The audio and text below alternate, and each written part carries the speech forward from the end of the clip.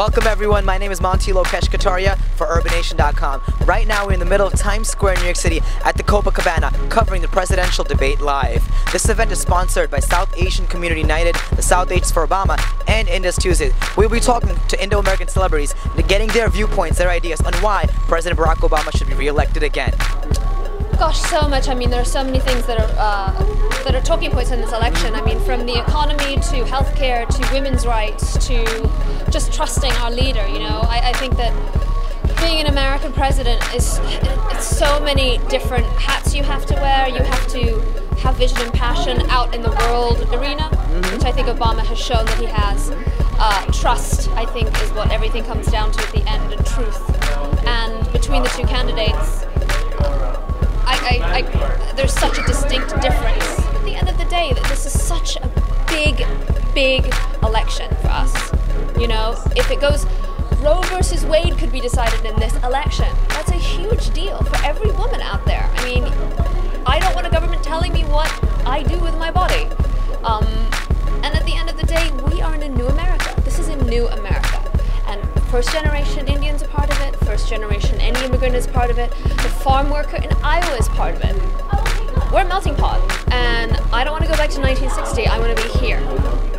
What do you see Obama bringing back to our community rather than Mitt Romney? No, I think that our community needs someone who is pretty open on, you know, A, immigration, right? B, really looking out for the interests of, you know, multiple parts of the country. I think Mitt Romney has, you know, basically come out and said he doesn't actually care for about half this country, or 47% to be exact, and so I think a lot of our people also fall into that category. And then I think more broadly, you know, as South Asians and as Indians, we want what's best for this country, and I think that at this point, someone that represents all of the people and that, you know, has been working for the past 4 years to actually take this country to a better place, as opposed to Mitt Romney, who's been, frankly, I think in the last 6 years, just been working to get elected president. You know, I think that his hairstyle. And on his hairstyle, yes. I'm pretty sure he had those white flecks, like even as a child. I was looking at pictures of him today.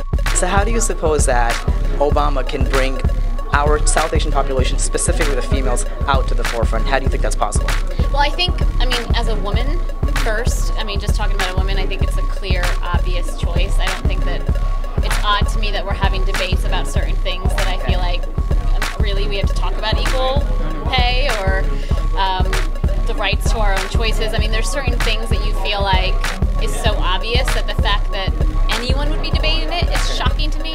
I think I'm just really, for the president to sign the very first bill that he went into office to be the Lilly Ledbetter Act, being the Fair Pay Act, I think says what everything you need to know. And when the other side, whoever that may be on any side, is actually saying that we need to talk about something like that, talk about what? I personally know a lot of South Asian youth that does not want to vote. They're like, I can care less who becomes president. So what do you say to people about them?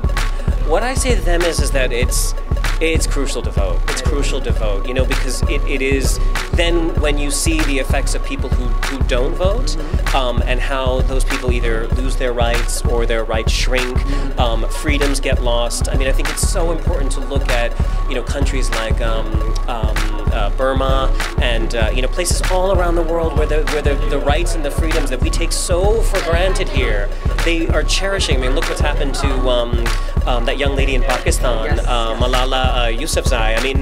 Her courage is astounding, and to think that in this day and age she doesn't have the right or is in danger because she would like to have an education, and to think that if we don't vote to protect that education, to protect invest in having better education in this country, that you have to get out and vote.